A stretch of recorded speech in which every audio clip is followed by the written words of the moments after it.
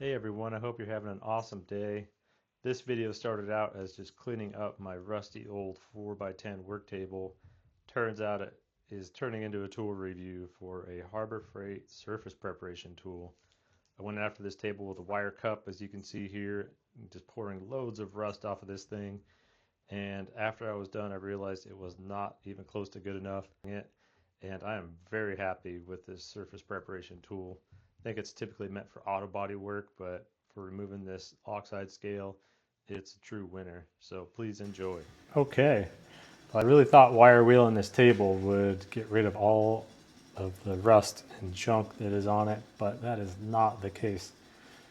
So I've done a full round of wire wheeling on this thing with a wire cup, and unfortunately this table has sat outside for several months before it could fit in my shop, so don't do that. Anyways, we'll take a look here at the table. I didn't do before wire wheeling up close, but this is after wire wheeling. And it looks fairly clean, but when I take a grinder to it, like over here, and that's what it takes just to get down to bare metal, back to the silver, so there's a lot of crap still stuck on here. This section here and over here, I started using the surface grinder, or surface machine. It's not quite a grinder, surfacing tool from Harbor Freight. I have a 40 grit wheel on there. It's pretty aggressive. Unfortunately, I bought this tool open box, and come to find out there's lots of missing parts, so I actually had to drop some pieces in here to even hold the wheel on, and there's no handle, but it's doing a good job. So still not 100% getting all this rust off, but you can see the section here I've done just with the surface grinder and how different it looks. So the wire wheel isn't even getting it all the way. It was just the first pass. So I'm going to go over this whole thing with the surface grinder. You do have to apply quite a bit of pressure with it, but it's getting me there. But you can still see there's still a ton of rust. The light reflection doesn't help, but it is not pretty still. Other than grinding, which would take forever and kind of tear the table up, this is what I'm going to try.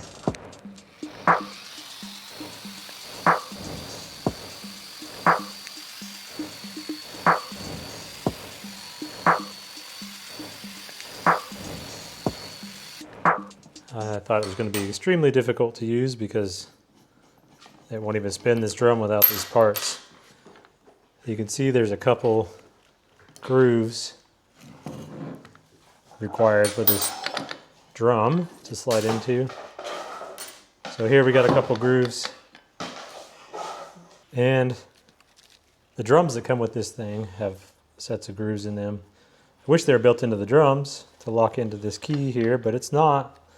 So I threw this thing on here and realized those parts were missing, so that's real handy.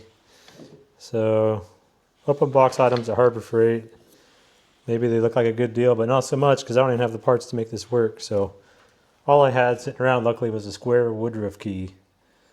And yes, it does vibrate a little bit extra because it's not balanced.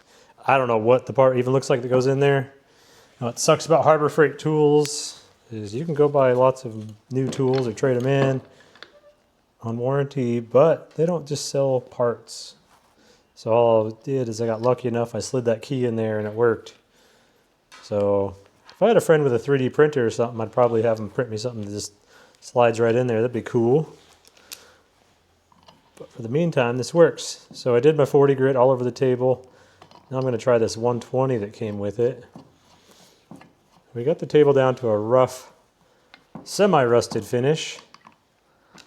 I gotta say this tool is kind of impressive. It does lack a little bit in power and torque. I can bog it down pretty easy.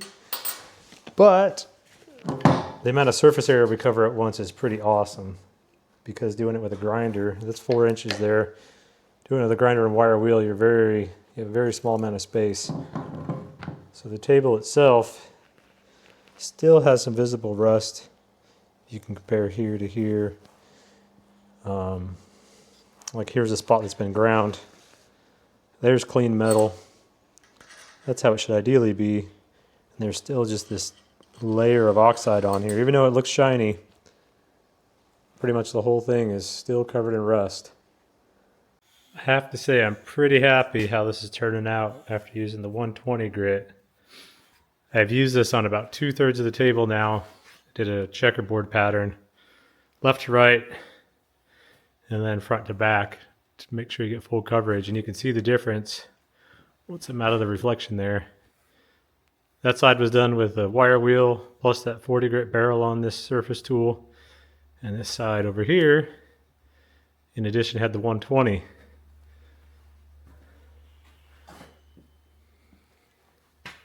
There's a good view right there when we get out of the light. Yeah, big difference in the two surfaces. So we're getting to where we want to be. For a cheap tool, that thing is pretty nice for surface area. Covers a lot of area fast. So we'll stop and do the rest of this table.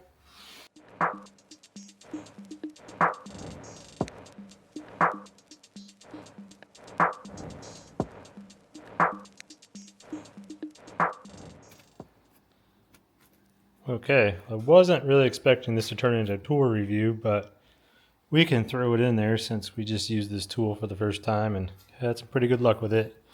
One thing that I noticed is these barrels or rollers, whatever you want to call them, the abrasive wheels, they wear in a very uneven pattern from left to right.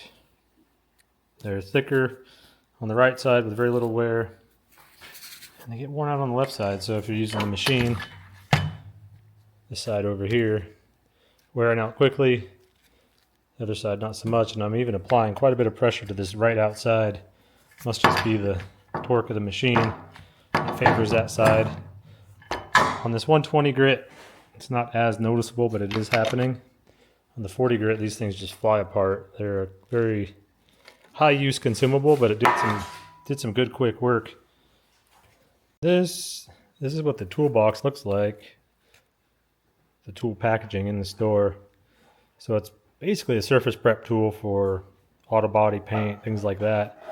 Comes with the stripping drum, which we used, the 120 grit, which we just used, and then there's a 240, which that came in the box with this one. It was already used.